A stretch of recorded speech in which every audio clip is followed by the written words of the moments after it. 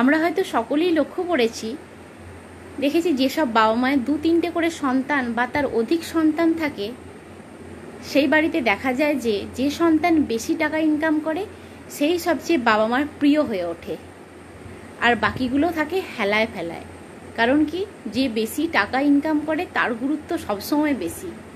অনেক সময় সে চরম অন্যায় করলেও বাবা মার চোখে সেগুলো ধরা পড়ে না, কারণ তার টাকা আছে, সে বেশি কিছু টাকা সংসারে দিতে পারে, তার জন্য সব কিছুই মুকুব হয়ে যায়।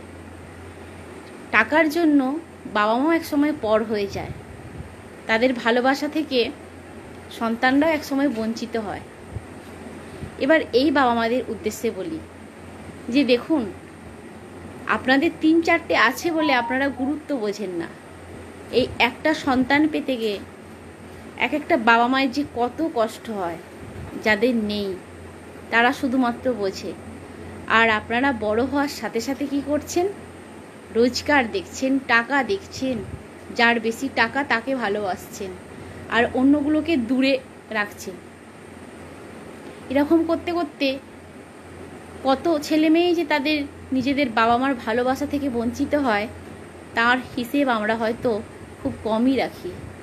এরকম ধরলে যে আমরা কত ছেলে মেয়ে কি পাবো যারা তাদের ভালোবাসা থেকে